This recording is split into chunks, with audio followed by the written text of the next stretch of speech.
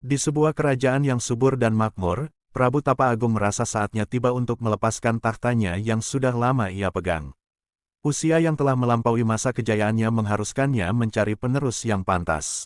Dalam kerumunan keluarga kerajaan yang begitu besar, pilihan pun jatuh kepada Purbasari, putri bungsunya.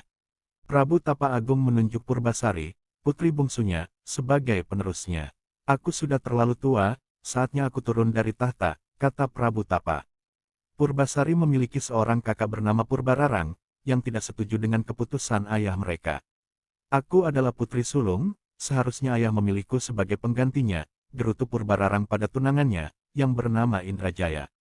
Kegelisahannya mencapai puncak, dan dia memiliki niat jahat untuk mencelakakan adiknya.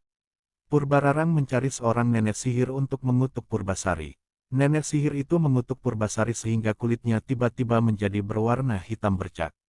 Purbararang memiliki alasan untuk mengusir adiknya, berkata, orang yang terkutuk seperti dia tidak pantas menjadi seorang ratu. Kemudian, dia menyuruh seorang pati untuk mengasingkan Purbasari ke hutan. Ketika mereka sampai di hutan, pati tersebut masih berbaik hati dan membangun sebuah pondok untuk Purbasari.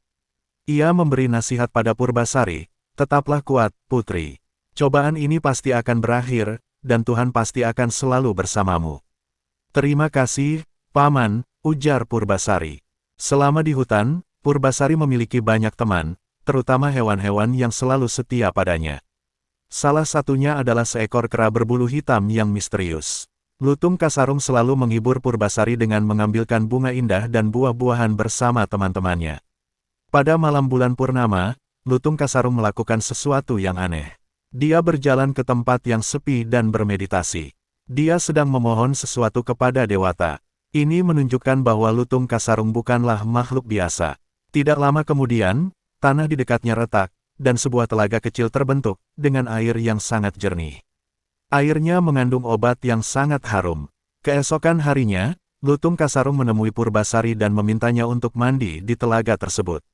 "Apa manfaatnya bagiku?" pikir Purbasari, tetapi ia akhirnya setuju.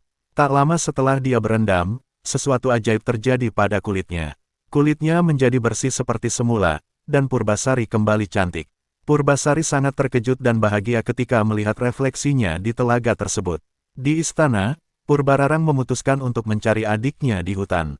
Dia pergi bersama tunangannya dan pengawal. Ketika mereka sampai di hutan, mereka akhirnya bertemu dengan adiknya dan saling berpandangan. Purbararang tidak percaya melihat adiknya kembali seperti semula. Purbararang tidak ingin malu, jadi ia mengajak Purbasari untuk adu panjang rambut. "Siapa yang memiliki rambut terpanjang, dialah yang menang," kata Purbararang. Awalnya Purbasari enggan, tetapi karena terus didesak, ia setuju. Ternyata rambut Purbasari lebih panjang. "Baiklah, aku kalah, tapi sekarang mari kita adu kegantengan tunangan kita." "Ini tunanganku," kata Purbararang sambil mendekati Indrajaya. Purbasari mulai gelisah dan bingung. Akhirnya, ia melirik dan menarik tangan Lutung Kasarung. Lutung Kasarung melompat-lompat, seakan-akan menenangkan Purbasari. Purbararang tertawa terbahak-bahak, "Jadi monyet itu tunanganmu." Pada saat itu, Lutung Kasarung segera bermeditasi kembali. Tiba-tiba terjadi keajaiban. Lutung Kasarung berubah menjadi seorang pemuda tampan yang sangat gagah, lebih dari Indrajaya. Semua orang terkejut dan bersorak gembira melihat perubahan ini. Purbararang akhirnya mengakui kekalahannya dan kesalahan-kesalahannya selama ini.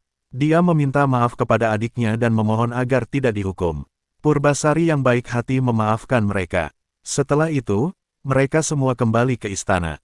Purbasari menjadi seorang ratu, didampingi oleh seorang pemuda idamannya. Pemuda yang ternyata selalu menemani Purbasari di hutan, dalam wujud seekor lutung.